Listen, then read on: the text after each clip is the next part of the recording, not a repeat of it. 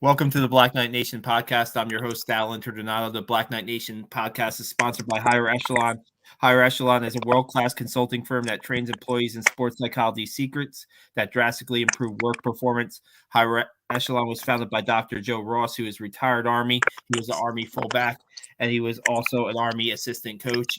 And we have a very special podcast tonight. It's a tribute to General Ray Odierno, who passed away last week. And we have Ray Odierno was a former Army football player. He was the chief of staff of the Army, and just had a lot of passion for the U.S. Army, had a lot of passion for West Point, and a lot of passion for Army football. So we have people here who were close to General Odierno, and we'll go through the panel we have here right now, and then we'll get into their memories of General Odierno. First, we'll start with Steve Carpenter. How's it going, Steve? Welcome back to the podcast.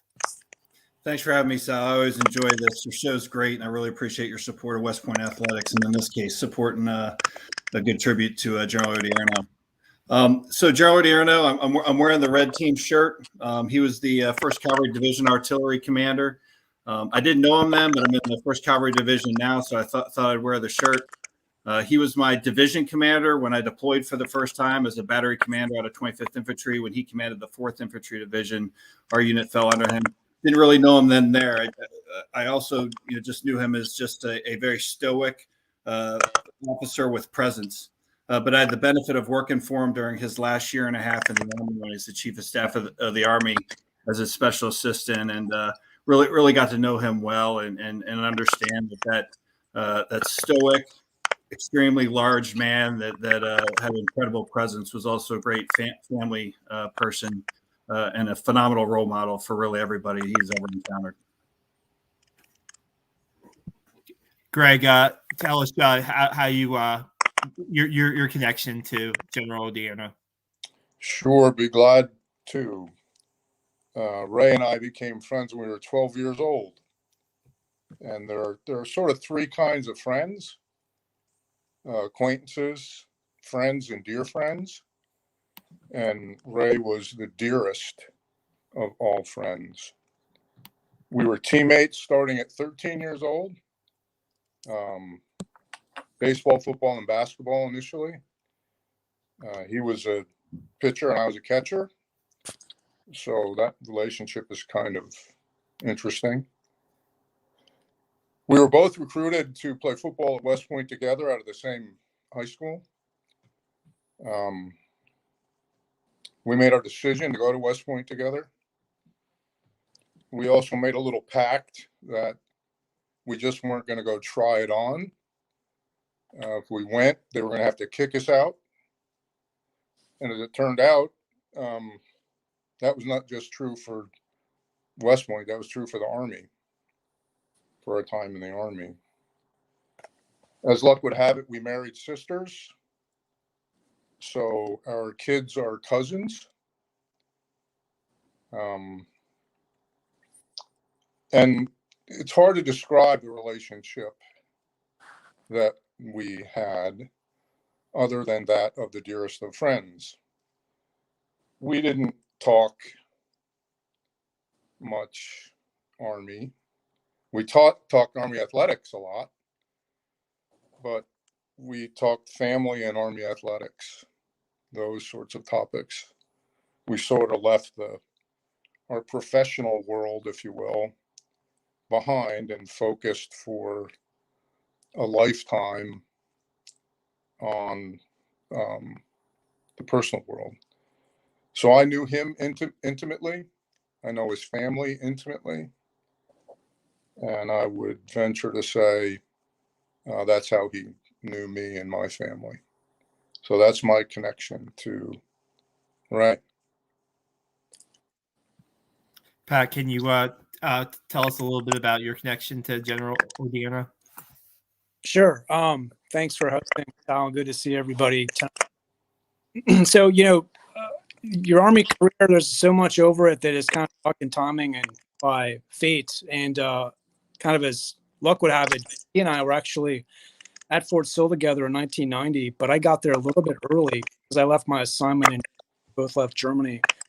after being stationed there at the same time. I got to Fort Sill April of 90 and soon had orders to Fort Ord, California. And then the Gulf War kind of happened. And a lot of folks in my class, one of those units already deployed, ended up, packing their stuff and going to the desert. JT followed me, and a whole class of officers in that event force all had orders to go to the replacement units in the Gulf when they graduated around December, January, if I remember correctly, and off everybody went. Well, I went off to Fort Ord and kind of watched what happened during the Gulf War there, because we didn't deploy. We had individual soldiers go, but we were kind of a strategic reserve. And so then a couple of years later, I finally took battery command after doing all those things you do as a captain. I was an adjutant, battalion fire support officer, and I took command one week, and lo and behold, a guy named Ray Odierno showed up at Fort Ord, lieutenant colonel, and took command of 2-8 Field Artillery Automatic Battalion that happened to be the direct support battalion of 1st Brigade, the 9th Infantry Regiment at Fort Ord. And so that began, the next pretty much 16 to 18 months of day-to-day contact. While the division was inactivated, or not, parts of it were inactivated, our brigade happened to be the lucky one again that moved to Fort Lewis. The other two brigades activated. 7th Division moved to Fort Lewis, 8 or 9 months into our command tour, and then we finished up there. But just being in the presence of then Colonel Odierno, as we called him, was an amazing opportunity, and studying leadership, and more important, being just a good person. And so the camaraderie he fostered, and the unit training that he saw, and what we were able to do as a battalion, it was very much a team, and I'll get into that a little bit. You can see where his football and sports background came into play, but just a privilege to serve with him and get to know Linda and the family and everything that he inculcated and brought to the unit and carried on throughout the organization was just really, really touching and moving and memorable. A lot of people there succeeded in the Army thereafter, and took a lot of what they learned in their careers forward. JT, tell us your connection to Ray. Sal, thanks for doing it. Really means a lot. Paying a tribute to a giant, probably some of the ultimate, like a warrior, gentleman, and someone that personified duty on our country better than anybody I know. My heart and my prayers go out to Linda and Katie and Tony and Mike and everybody that's watching and everybody on the show. I was so close to this incredible leader. I actually met General O when Pat Antonetti sent me to Kalispell, Montana airport to pick him up. I never met General O. I said, Pat, how do I know who that is on the plane? He goes, well, it's a small plane. He's going to be the biggest guy on the plane, and you'll like him a lot. He was the biggest guy on the plane, and I did like him a lot right from the get-go. I was terrified of the man. He was a colonel, I was a captain, but all buffed out. But ended up working for General O five times in my career. 3 of them combat deployments in Iraq. I first got to know him really well as the 4th Infantry Division commander, and I got made the deputy staff. But General O did like sports. He does like hua. And I made a hua video for the Devarding. He was at the St. Barbara Ball as a guest speaker, and he goes, "You're coming up to the division staff. You're going to be charged with the division hua video." This is the kind of guy he was. It was a good hua video, and he liked it. So I buffed out from there.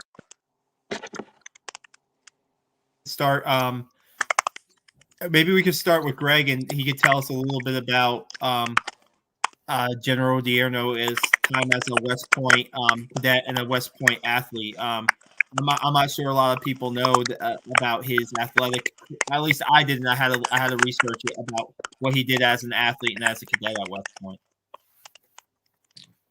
Well, as I said, we were both recruited out of high school to play football, and unfortunately, he hurt his knee during plebe year, and moved to baseball and played baseball for 3 years, and was a pretty darn good pitcher for the Army baseball team. He played for Tipton, who was a legend. I mean, I'm the ancient guy in this group of folks tonight. But he did an outstanding job as a pitcher. I mean, and because I played football, I didn't get to go watch him, right? Except during, I think it was his first year, the Yankees or the Mets used to come up for their final preseason game before their season opener and play West Point. And Ray pitched, and I think it was, and I got to see that because spring football was over. I mean, my football time was done, so I didn't have spring football. And he had, if I remember right, 3 innings of shutout baseball, which was a big damn deal, right? But his major mark was through baseball, and he did a really fine job as an Army baseball player. Absolutely, and then you see General Odierno's passion as after he graduates from West Point, right, and then the passion that he has for the Army and back at the academy, and same with you, JT. I just know him as a giant of a man, right? And I just remember him. There was a press conference at West Point. The NFL and the Army were getting together to create more awareness for head injuries. And he was sitting at a dais with Roger Goodell, and I mean, when General Odierno spoke, everybody was listening. And when General Odierno was talking about the importance of the further study of head injuries, everybody was listening. And that was my first introduction to him. And I was just like, and then you see a little bit more. And then I got to know him from other people, but him being around the football team and his love for sports. I don't know if you guys can have any recollections or have some good thoughts about that and how passionate he was about the academy and how passionate he was about Army football and sports around West Point. Yeah, sports. Monday mornings at this time of year is always special. His 3 loves were the New York Yankees, the New York Giants, and football. And when you're working for a guy like that, if you come in Monday morning and all 3 teams won, you hit the trifecta. It was a good Monday. One of them lost and 2 won. It was okay. He's certainly very competitive. He drew a lot of sports analogies. He knew everything about sports. But, he even told me, he goes, when I was a captain, I went to the Peach Bowl in the pouring rain in Atlanta Fulton County Stadium. And he knew every player. He remembered every play. And this was almost 20 years, 15 years after the fact. And he was still talking about the Peach Bowl, standing out there in the rain, and knew about Rob Healy's exploits, about Peel Chronister. He actually hired Peel Chronister, who was the MVP of the Peach Bowl, to work for him in Desert Storm. That's just the guy he was. He'd remember everybody, and he loved talking sports. He did a lot of heavy lifting for our country in some tough circumstances. Surge in Iraq, during OIF 1, the invasion of Iraq. He could always take a break by talking about sports. He could talk about it with young privates. He could talk about it with former West Point football players. He could talk about it with NFL head coaches. And they really valued his advice. I got stories here. I just talked to John Harbaugh the other day. Sports were a big part of his life, not just as a participant, but as a fan and as a student of multiple games. Yeah, Sal, this is Greg. If I could jump in here, I'd like to, if I could. Absolutely. He understood more than most. All of us do who are participating in this, the contribution that athletics makes to developing leaders of character. So, yeah, he was a sports fan for sure. and loved the Giants and loved the Yankees. And we often argued because I was a Mets fan and a Jets fan. And I think I just became fans of those two teams so we could argue when we were kids. But he understood the learning that took place through the athletic experience that helped prepare cadets, people in general, but in our world, cadets to be better officers. So the passion wasn't just as a fan. The passion was rooted in the learning that and the lessons that people take from their athletic experience into their life and apply them throughout their life as leaders. Hey, Greg, that's a great point that I was going to a little bit, again, based on my experience working for Low out as a captain in a very tactical part of the Army, but I think he applied passion and understanding into how he commands an organization. If you just kind of look at it, you know, what you hear a lot between football in particular, sports in general, being in the Army, and ultimately, you know, just start at the individual level. Football, you have conditioning, discipline, and same thing in the Army. He was always talking about being physically tough and being, you know, the most disciplined unit out there. Then you practice, right? Good teams practice well and practice individually. We have kind of an individual and collective practice when it comes to training. Then it came to game time, what your plays, what your game plan was, and that was sort of the next level of, be it combined or joint, or if you went to a training center, whatever it was. He was really masterful at integration and coordination and all those things that you learn as an artilleryman, scheme of maneuver and supporting your infantry brethren. And then when it came to roles, he was a very adept at judging people and knowing people, kind of like which players to play, when and where, who to put. You can't control too much as a lieutenant colonel, the people you get, who you're assigned. But then as you mix and match them within your formation, he was really masterful at that. And he also appreciated what roles people played. You know, the battery commanders weren't always the prima donnas. He very much appreciated and put strong people in all those other less heralded positions within the unit to make sure that your logistics and ammunition folks and mechanics and cooks, they were all just as important on the team as everybody else. And then I would also say he was a great communicator. And what I mean mostly by that is he listened. There were a couple times when we were doing things out at Fort Ord that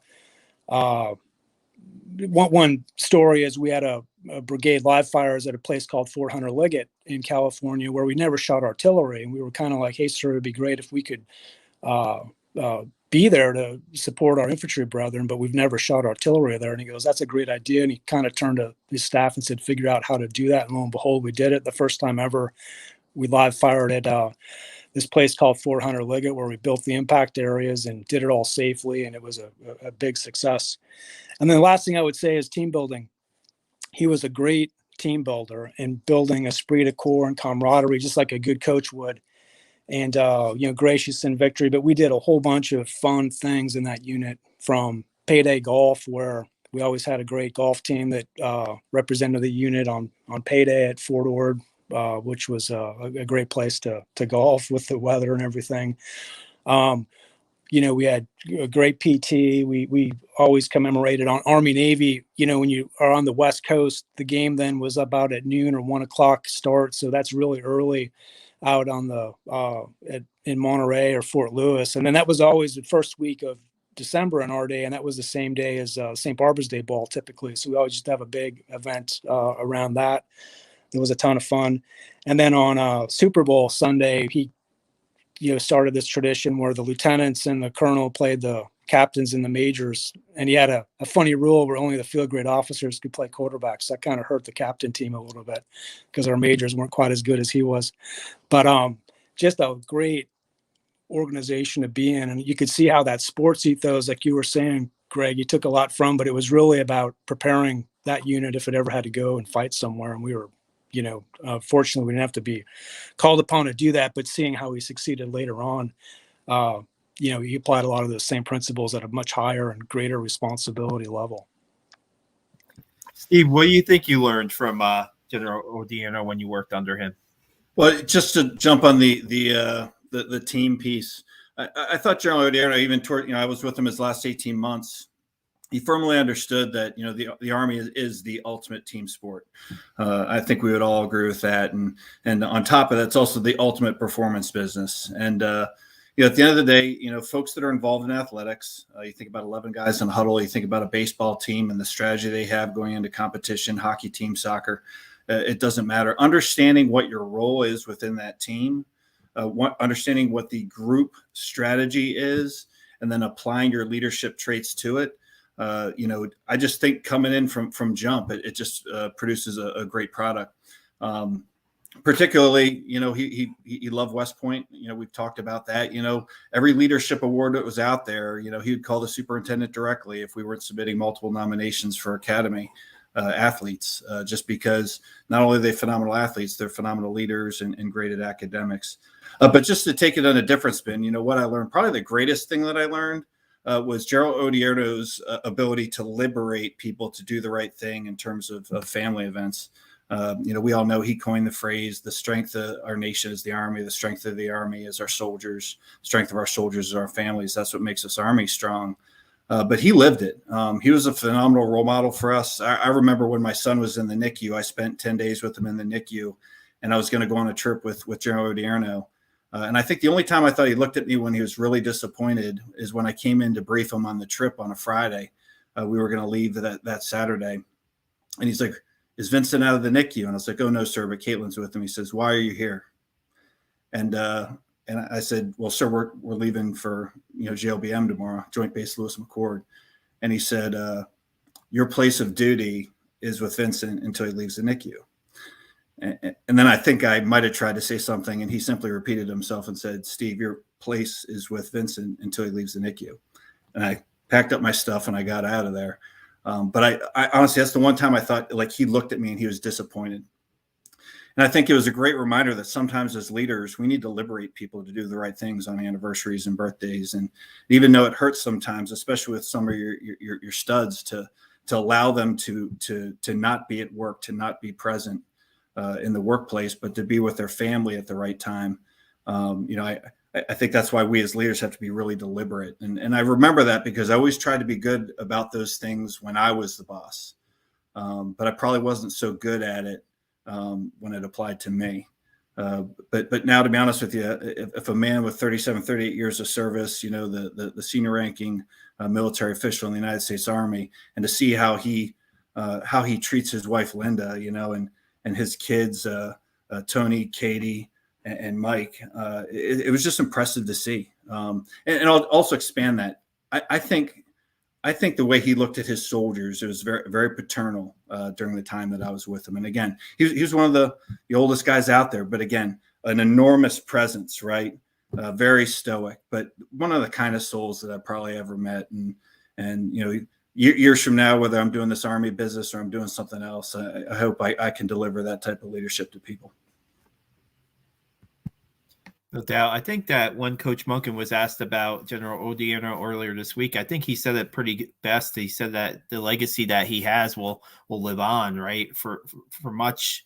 I mean, Steve, just what you're talking about, just the impact that he had on his soldiers, right, the impact that he had on West Point, the impact that he had just wherever he went, basically. There was always something positive to be taken out of it.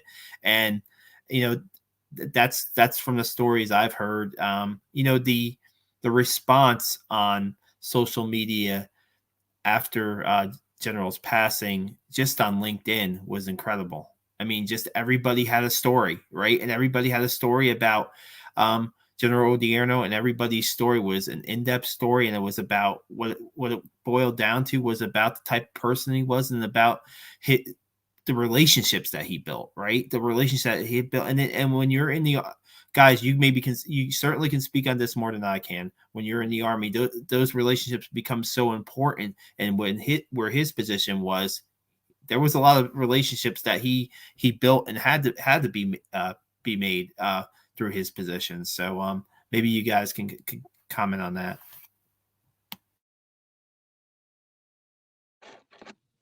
So I'll talk to that a little bit. When General Odierno was the chief of staff of the Army, one of the biggest drains on the Army budget, drain ain't the right word, but it's the personnel budget. And he was fond of saying, we've got to make personnel business personal. And he did that by example. He really did. But, going back to your social media comment, I feel guilty. I put a few pictures of General O out and talked about my condolences, and 200,000 views on something on LinkedIn. I'm like, gosh, here I am riding the boss's coattails once again on something like that. I've never seen anything like that, but the amount of people he touched. But the one thing that I remember, he agreed to speak in Washington, D.C. It wasn't a think tank. It wasn't a media outlet. It was somebody just as an outlet that chronicles history. And we were driving there, and we prepared remarks for him, and he looked over them. And usually we turned remarks with him 5-6 times. He made them all personal. But he goes, "Hey, what should I really talk about? They're going to ask me what my legacy is as the chief of staff of the Army." And we were talking about sequestration and gave him all these ideas. And he looked at me and he goes, "You know what?" He goes, "The legacy is the people you leave behind." And this was in 2012 time frame, almost a decade ago. And the legacy he does leave behind is thousands of people, thousands, unbelievable. You see the stories out there on social media. They'll go on, and there's a lot of stuff right now that I know talk right now. But I'm sure the others have to do comments. Greg, do you have something to add? No, not at the moment. Hey, Sal, I'll just say, in terms of people, again, from my experience with him, he liked nothing more, particularly when you're in the fields. He would show up to where you were training and say, where's Smoke Jones? Where's Sergeant John? And then you would walk him down to whatever leader at the NCO level was around, and then he'd say, "I just want to go with them and visit the soldiers." And he loved nothing more than being with the the enlisted guys and the lieutenants as well. He really liked his junior officers, and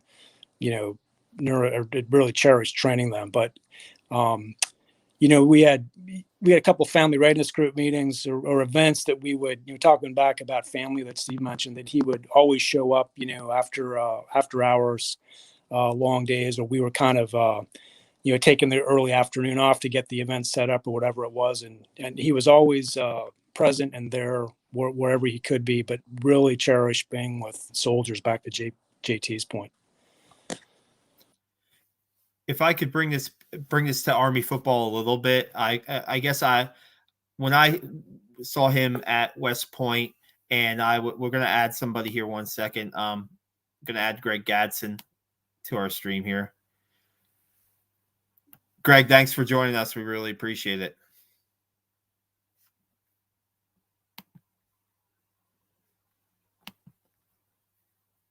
We'll get Greg on in a second. We'll get him on in a second. I was talking about that press conference at West Point, but another memory that I have is the 2012 Army Navy game, and a game that went down to the wire. It looked like Army was going to snap the streak. And after the game, I think that Trent Steelman posted something this week about how the general kind of consoled him after a game, and just his presence, right? Even in a situation like that, which was really tough on Trent and the entire football team. He was there, he was there. And I look at too, JT, maybe you could speak on this a little bit. He was deeply involved in the hiring of the Army coach that we have today, Jeff Monken.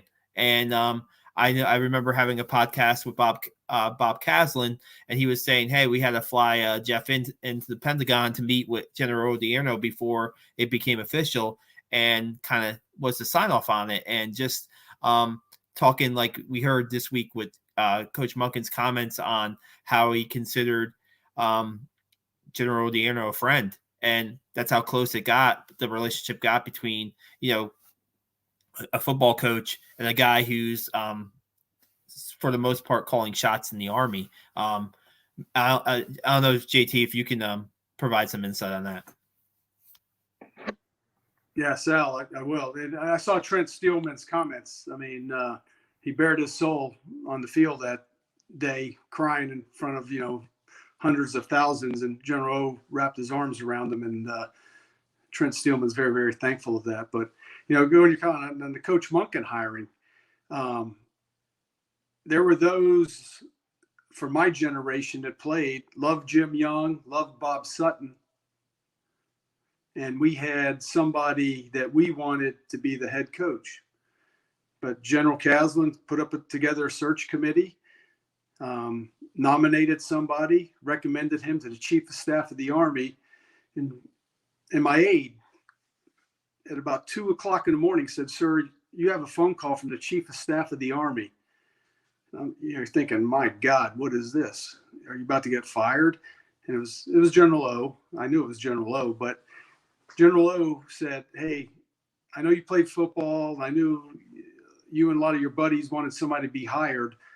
But," he goes, "I just want you to know that I personally made this selection. I interviewed the coaches, and Jeff Monken's going to be the new head coach." Why he didn't have to do that. Why he told me, just tells you the kind of person that General O is. And obviously it was the right damn decision. Go back to Carp's point. General O knows character, and he knows how to choose people. And I told all my buddies, "Hey, General O said this is the right guy. We got to trust him." And we got the right guy. Completely spot on that, right? I mean, it just seemed like, and to have a guy that to lead the Army team like Jeff Monken, right, and what kind of he believes in, and what he believes will turn into success on the football field, is, you see, to me, it's a little bit relatable, right, to the guys who will graduate and become second lieutenants and lead their soldiers into harm's way, if that may be. I mean, I know there's a lot of guys who are former football players. You guys could speak on it too. A lot of guys that come, I mean, they say what they learn as an Army football player, they take into their and we've talked about this, they take into their time as an officer and into leading troops. And my JT, maybe you could General Odierno maybe just had an inkling that Coach Monken was that guy, and it's all worked out for Army. And I think it's all the Army football team, and I think it's also worked out for the big Army too, and guys who have gone out to service. I know there's a bunch of guys out there. A guy to me like that sticks out is Terry Baggett. A guy who sticks out to me is a guy like Bryce Holland, who's out there serving right now. I mean, those are guys who were in leadership roles on the football team, and guys who are doing very well. Those are two guys that just pop into my mind. And there's countless other examples.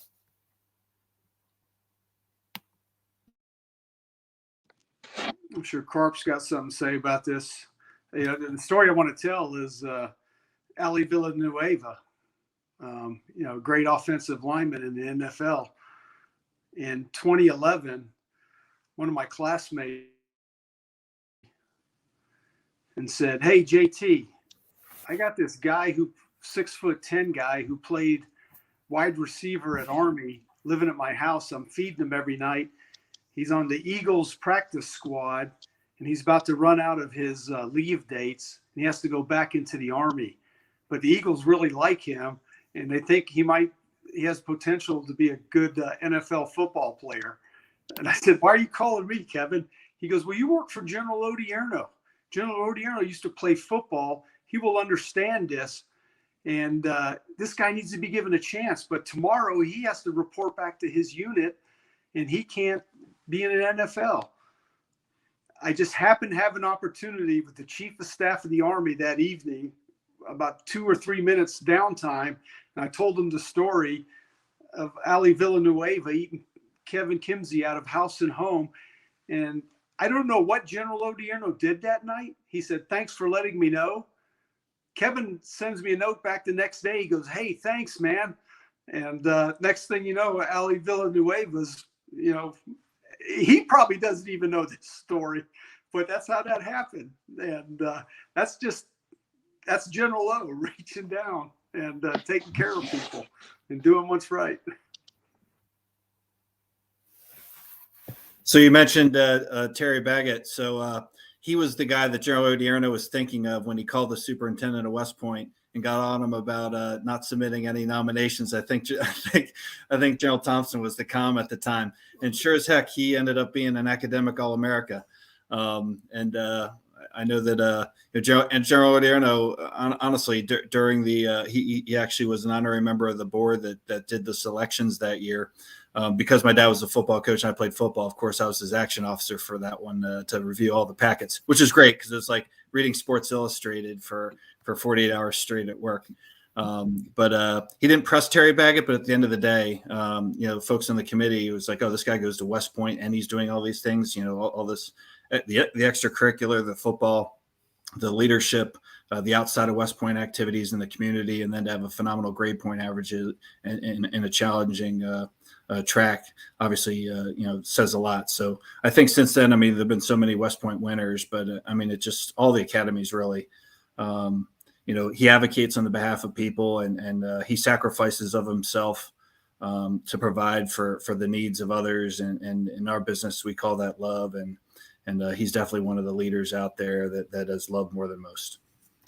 It seems like there's so many stories that we haven't heard of, and you guys have filled us in on a few, right? That are behind the scenes that nobody, only certain few know, but that, again, the connections, right? And again, the connections to people, and hey, I'm going to bat for people too, right? Going to bat and saying, hey, this guy should be nominated, or this guy is the right guy. And I'm sure that happened oftentimes in his job in the Army too. Greg Gadsden, do we have you there? Yeah, you do, and thanks. Sorry, I joined late. I was in a listening mode, but I have. And JT may be aware of some of these of the specific story I want to share, or one of them. Is everybody knows I was wounded, but this is really kind of about General O and my wife Kim. JT and Carp. My wife's a pretty quiet, private lady. She's a grad, and she's about business, and she really is not very communicative, if you will. But I will tell you, over the last 15 years, if she shared one story, it is that the fact that it's the one with General O. After I was wounded and I got back to the States, she got a call from General O, and she said that was the most significant call that she got, not because of his rank, but really what he shared and the journey that we were going to go through, that she was going to go through as a family. That she considers is the most profound moment, and one that really kind of set her mind at ease and set her mind for what was ahead. And look, you think about, we think about there's a war going on. He's the MNCI commander. JT is there with him. And the fact that he took the time to call my wife with all the things, I mean, that is the mark. I mean, the great leaders have the individual to transform themselves from the macro to the micro and back to the macro, you know, with amazing ease and gracefulness and humbleness. And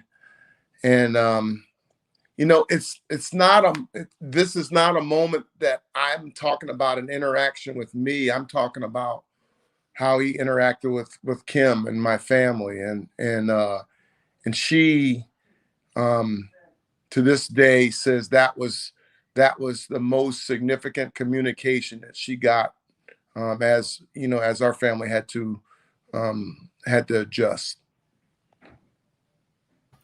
The great ones do what's hard. You know, two examples there. You know, he's the NMCI commander, and he's calling the wife of a soldier that has just, been a double leg amputee above the knee, right?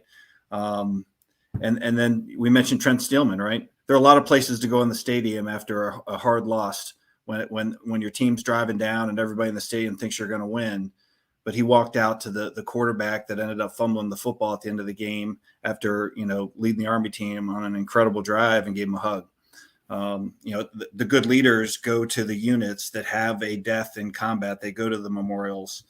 They put themselves in front of parents that have lost loved ones. And General Odierno, as we just mentioned, several examples just now, he's one of those guys. He was one of those guys. It's a hard balance. I mean, what is the fine line between, you know, literally, you know, touching where the rubber meets the road to, you know, dealing with the president, you know, and he did it with amazing humbleness and gracefulness. I mean, it's a talent that, you know, we all wish we could have. Yeah, Greg, when you were wounded, Greg, I don't know if you knew this, but I was on a plane coming to be General Odierno's executive officer. And I got to the headquarters in Alfa Palace, and I walked in. He says, "I need to talk to you right now." And he shut the door. It was just the two of us in there. And that's when he told me you had just been wounded. And he told me Will Huff, another great Army football player, was with you. You were on your way back to Walter Reed. And that's when he said, "I need to talk to Kim right now." That was my introduction to the surge in May of 2007. And I know you call it Live Day. But, you know, as a great leadership lesson that day that he did that. You're exactly right. Because a couple hours later, he was on a VTC with President Bush telling him what's going on in the surge, you know, along with General Petraeus. And it's amazing. But anytime he went into a hospital and talked to wounded warriors, he and Miss Linda were unbelievable. Yeah. And they went through that experience with Tony, their son. Yep. And he was a father then. He wasn't a general. Right. And that's what touched her, was what he went through. You know, JT, I didn't even know he knew who I was.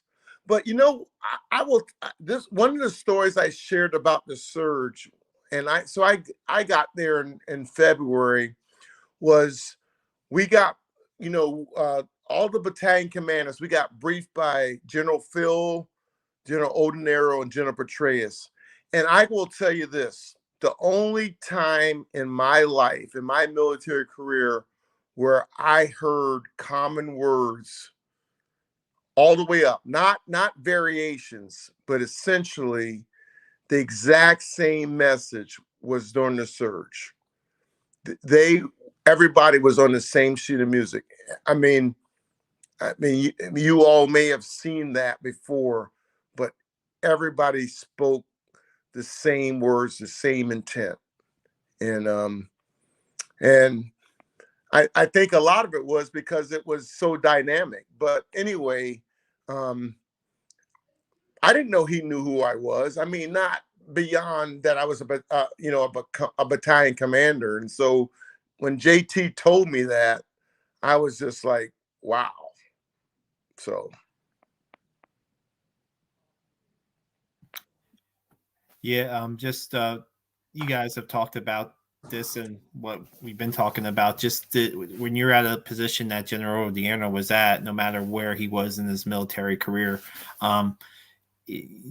just the right way to handle the situation is the right way of reacting and speaking with people. It's something that I don't know if that's taught. I really don't know if that's taught. I think that's something that that was him. And from what I hear your stories about, what we've heard tonight, and it just seems like it's just there are not many people like that. There are not many people that can that can do that. And maybe Greg Dyson, you can add something to this. Yeah, I'd offer this for me personally. I mean, when we first started, I told you he was the dearest of friends, right? I described 3 categories of friends, and dear friends were the 3rd category. Well, Ray was the dearest of friends to me, my absolute best friend. So I'm still grieving personally, as is my wife, and my kids, right? Uncle Ray is gone. So it just wanted to take just a second to say, I appreciate you all, including me in this, because this has been very therapeutic for me, just to be a listener, right? I mean, I've got a million personal stories I could tell that are best told over bourbon. And I've been sharing those with classmates and teammates from high school and at West Point over the last week. But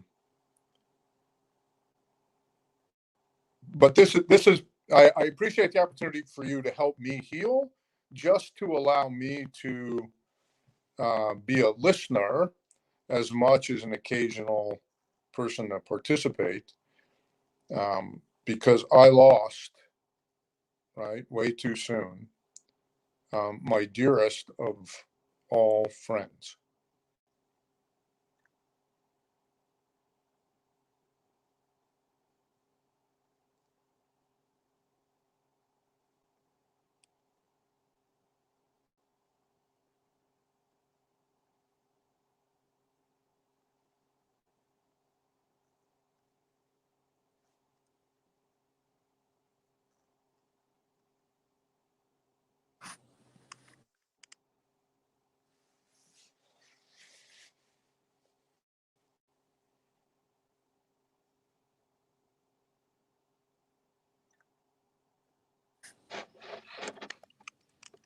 So I think you were talking. I think you might have still been muted. I apologize for that, guys. I was just wondering. I was going to ask Pat if there was anything that maybe he can add to that. I know we've shared a lot of stories have been shared today. A lot of stories that I've found. You could read all you want through. You can search the general's name on Google, but these stories are just so personal and just so much to add about the man. And I don't know, is there anything else is there anything else that you wanted to share, Pat, about General Odierno? Well, just like Greg said, I wasn't close with General Odierno the last couple of years, as I had been previously, given his, roles. And we would always communicate a couple times throughout the year, but I wasn't working as closely with him as a lot of folks were. But like everyone, I think there's a lot of grieving and kind of disbelief and quite honestly shock. Our unit that, we still get together on occasion, a good core group, and that kind of expanded over the weekend with a lot of folks that, every now and then we would hear from, but it was just good to bring a lot more folks from that experience into the fold. We had a lot of good conversations and sharing of memories like so many have. A couple, 1 or 2 things more is that, General Odierno was a great athlete, not just football. He was a really good golfer. We played quite a bit of golf out at Fort Ord, and he loved to play golf. I don't think he got to play as much in his, with all the things he was doing in Iraq and elsewhere. But man, he could really hit the golf ball and was always, one of the top scorers. And then getting back to people, my kind of, I'm from Montana. I went to Germany as a lieutenant, came then to the West Coast. I thought I was going to get out of the Army, quite honestly. That was sort of always my plan. And he was the one who said, hey, you should think about going to grad school after I commanded. And he also encouraged me and backed me to get a second command as a captain. So, I was a 2-time commander, very fortunate in that regard, in large part because of him. And then, I ended up staying in the Army and studying and then continuing on as a major. And when he became a brigadier general, I was at Command and General Staff College and went out to dinner with him and Linda. And I said, sir, I'd like to go back to Germany. And he said, he was the 5th Corps Chief of Staff at the time. And he goes, Pat, that's great. He goes, I can't guarantee your assignment, but I'll make sure you get to a Divardi so you won't languish on a higher headquarters staff. So he was always looking out for people and taking time to invest in, those relationships that mean so much. And when, even then at, the level he was to devote that kind of time to folks was really, really meaningful and important and a great example. JT, is there anything that you'd like to share that we haven't talked about? Sal, I could sit here all night. There will be a book written about General O, no doubt about it. But I'll probably end with one thing. I texted John Harbaugh, the coach of the Baltimore Ravens, after was it the Monday night game? Yeah, Monday night game. And Lamar Jackson did that wonderful show, proved he was a passing quarterback as much as a running quarterback. But when I left Coach Harbaugh with, I texted him congrats, but I said, General O was a man of faith, of deep faith. I said he must have loved this game looking down from heaven on it. And Coach Harbaugh wrote back like a minute later, and he said, this was his kind of night, no quit. And Coach Harbaugh said this. I thought of him a lot throughout the game. I mean, there's people all over the world thinking about him, and we've seen that on social media. And as tough as this is, our hearts can be warmed of an incredible leader who gave his all for his nation, was an incredible husband, father, son, brother, grandfather also. And, I know he's looking down on us from heaven right now, and he's smiling. And rest easy, boss. We love you. Steve, any final thoughts? Any final words? Well, first, I don't want to follow that because what General Thompson said is right on point. I just say that it didn't matter if he knew you for a minute or he knew you for a lifetime. He treated you with love and he treated you with respect, and he made you feel like you're important. And my daughter still has a picture of him eating pizza with her when I left the Pentagon. He was probably the busiest man in D.C., and he took the time for 25 minutes just to talk to my kids and just make them proud of me and listen to them and hear what was important to them. And I'm honored to be on with everybody here. I apologize, I'm a little emotional. But General Thompson's words were on point, and he is loved.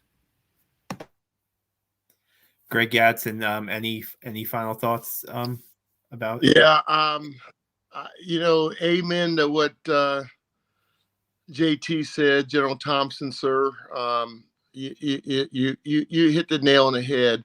I just say to all of us is that he touched our hearts, and so we got to continue to touch. He's touched us, and so we got to continue to touch others, whether we're still in uniform or whether we're not.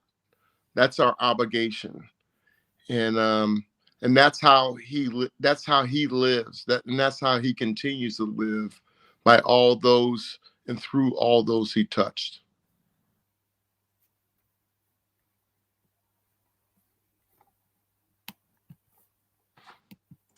And Greg Dyson, maybe you can wrap this up for us, and maybe some final thoughts from you. That's hard. That's hard. Because my relationship was so personal.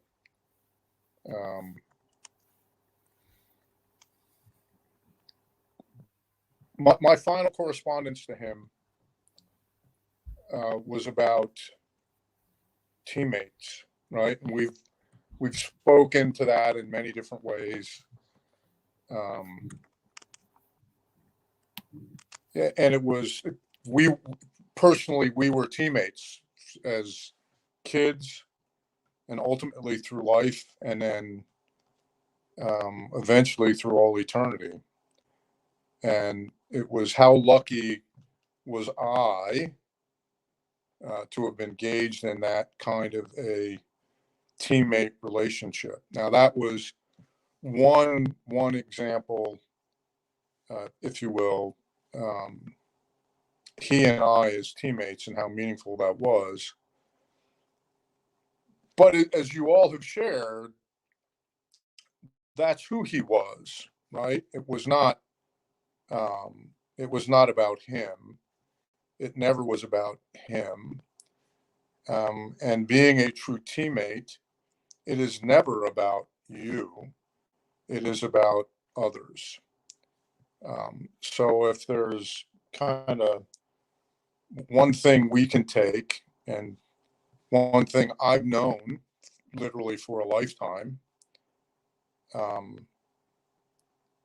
is that we get up each day to do what we can to engage with teammates, to foster new teammates, and support those teammates in any way we can throughout our entire life. So again, this has been important for me to be more of a listener, because I lost the dearest of all friends last week.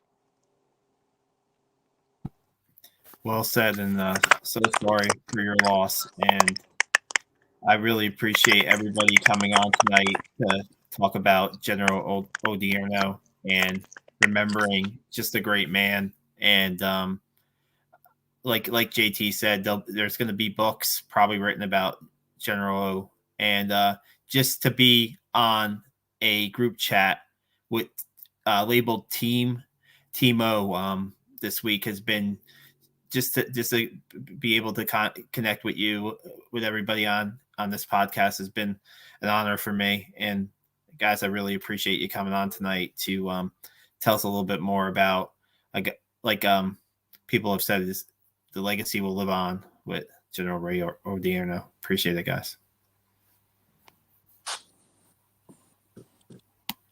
Thanks, Al. Thanks, JT, everybody. Thanks, Al. Thanks, everybody. God bless General O and his family.